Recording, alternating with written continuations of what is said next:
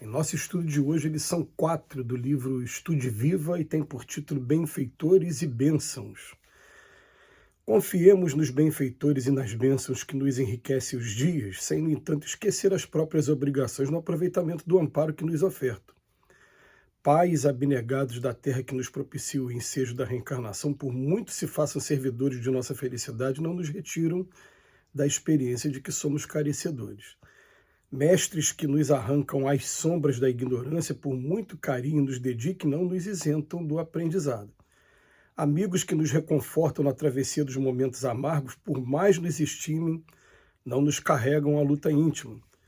Cientistas que nos refazem as forças nos dias de enfermidade, por mais nos amem, não usam por nós a medicação que as circunstâncias nos aconselham. Instrutores da alma que nos orientam a viagem de elevação, por muito nos protejam, não nos suprimem o suor da subida moral. Ninguém vive sem a cooperação dos outros. Encontramos-nos, porém, à frente do amor de que todos somos necessitados, mas assim como o vegetal diante do apoio da natureza, a planta não se cria sem ar, não medra sem sol, não dispensa o auxílio da terra e não prospera sem água, mas deve produzir por si mesmo. Assim também no reino do Espírito, todos temos problemas, reclamando do concurso alheio, mas ninguém pode forjar a solução do esforço para o bem, que depende exclusivamente de nós. Resguarde-se dos tentáculos do desânimo com a prece sincera, das arremetidas da sombra com a vigilância efetiva, dos ataques do medo com a luz da meditação, dos miasmas do tédio com o serviço incessante, das nuvens da ignorância com a bênção do estudo, das labaredas da revolta com a fonte de confiança, das armadilhas do fanatismo com a fé raciocinada, das águas mortas do estacionamento com o trabalho constante e desinteressado no bem. Cada espírito traz em si as forças ofensivas do mal e os recursos defensivos do bem na marcha da evolução. A vitória do bem, conquanto seja fatal, depende, pois, do livre-arbítrio de cada um. Assim sendo, para a sua felicidade, resguarde-se de toda contemporização com os enganos que nascem de você mesmo.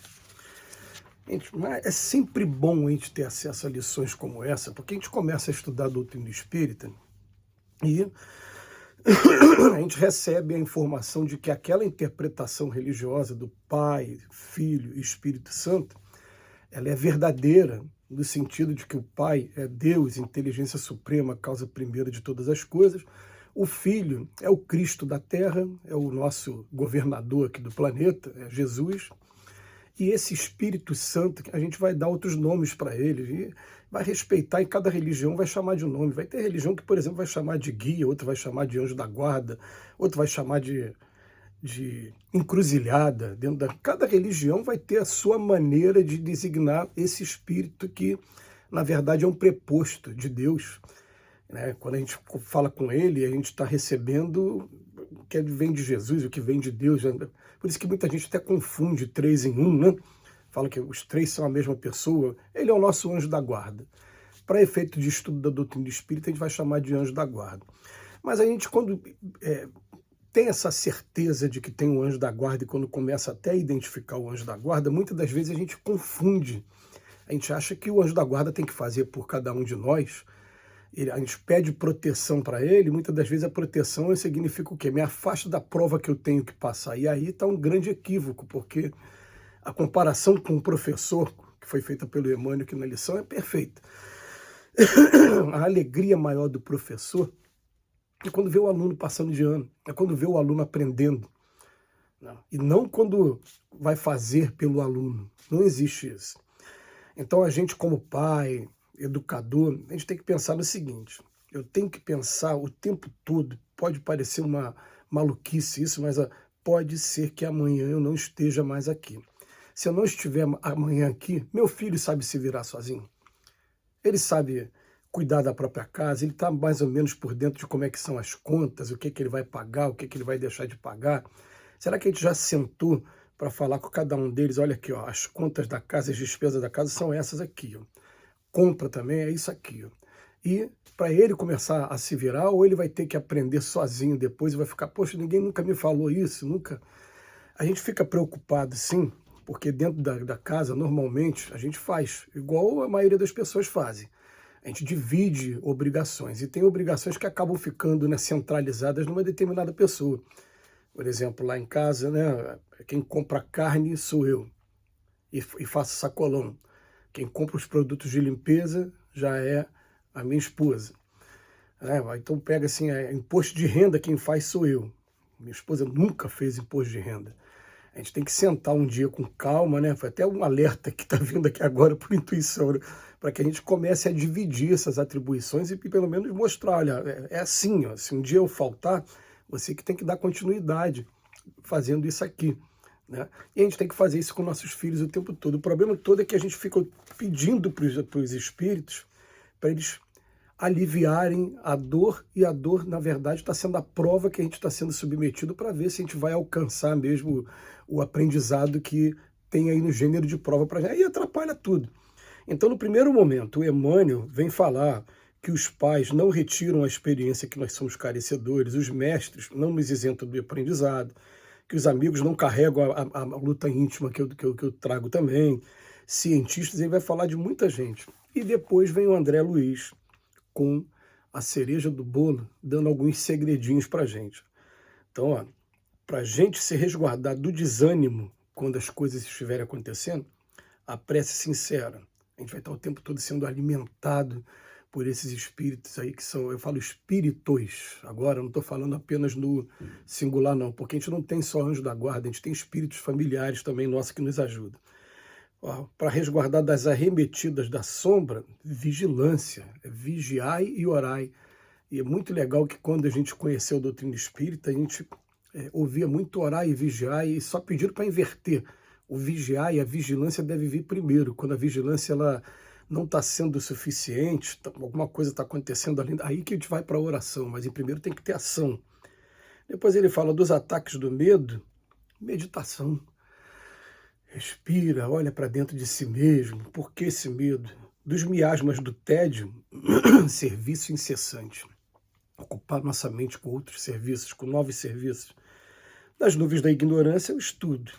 Na revolta, a confiança.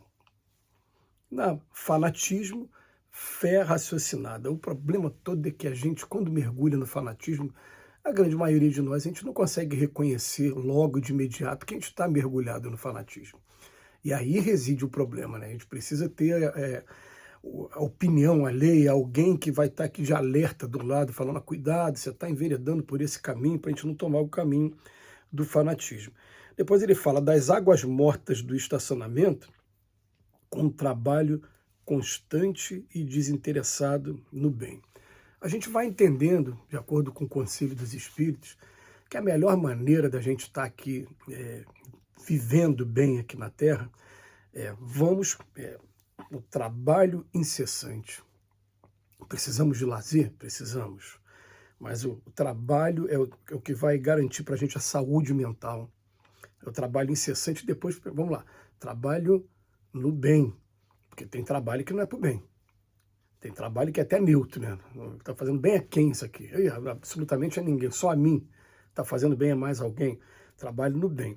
Junto com o trabalho no bem, a gente vai procurando, através do autoconhecimento, identificar na gente aonde a gente ainda está desafinado com as leis de Deus, e vai procurando compreender, pedir opinião para esses espíritos, né, o anjo da guarda nossa, né, qual é o gênero de prova que eu estou passando, qual é a responsabilidade que eu tenho no momento, qual é a finalidade minha, o que é que eu estou fazendo aqui nesse mundo, o que é que eu preciso nesse momento.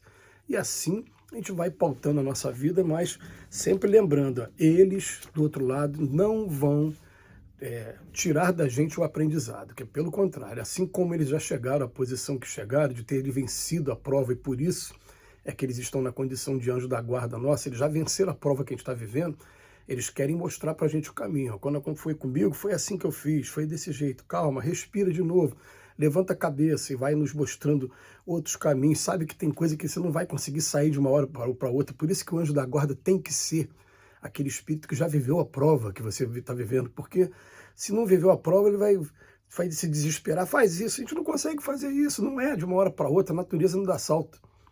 A gente vai com calma, vai dando passinho por passinho, até que a gente consiga alcançar a vitória mais gostosa que existe, que é aquela vitória sobre nós mesmos. A gente pode falar de vez por todas. Não nos deixeis cair em tentação, mas livrai-nos do mal. Que Jesus nos abençoe hoje e sempre.